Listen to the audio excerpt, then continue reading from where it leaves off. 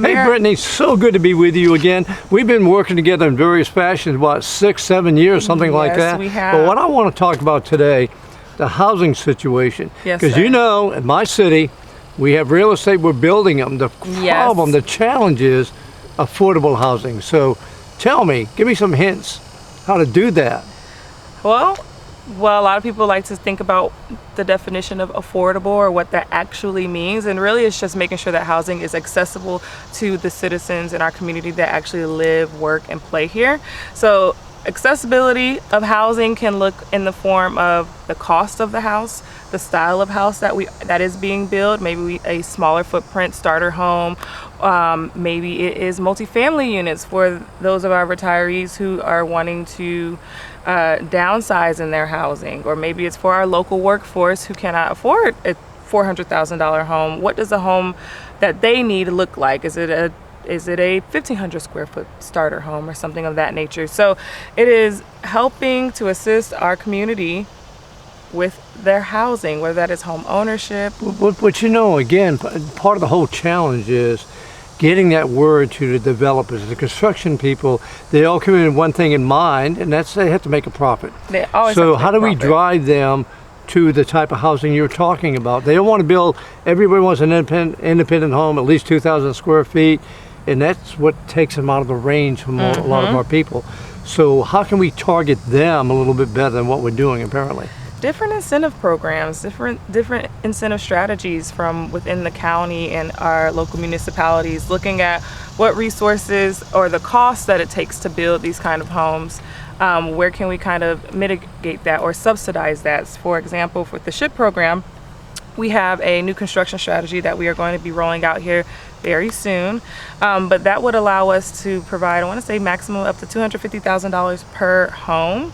To help subsidize the cost of that build, as long as they put an income qualified home buyer in there. And so when we say income qualified, we're looking at those families who are within 80 to 120% or 120% or below of our area median income. So looking at incentives, and then on top of that, they'll be able to get a developer fee. So even if, and someone has to be able to take that risk, and even if we may have to come out at cost on our end when we provide this subsidy, at least we can help another family who may not be able to afford that traditional home get into something. Well, you know, the biggest incentive, of course, comes from the state programs, but they're not always easy to get into. No. You know, we've supported developers coming in, nominated them to get the tax incentive and everything, but they didn't get it. Because once it leaves our city, it goes in the hands of other people that make that determination. Yeah. So it's certainly a challenge, but one of the things we can do, and you and I are both doing it, and that is hosting a housing summit. Yes, we are. On the 24th. September 24th. At the Niceville Community Center. Yes, we are. And we're going to supply what kind of resources? We are going to supply all of the housing resources that we've been able to gather throughout the state of Florida. So you'll learn about what's happening in the state of Florida as far as what the housing layout looks like, what the average income is, the average cost of the home are. We're going to talk about the landscape of Okaloosa County and what housing looks like for us, and identify some of those issues that we've been seeing, and actually discuss some of the progress and solutions that have been thought of and that we've made since last year's housing summit in 2024. Yeah, and one of the neat things is after we put that education out there, we're going to have problem solving at each table. Yes, we are. If you had this situation, how could you mitigate it? How could you solve it? How can you move ahead?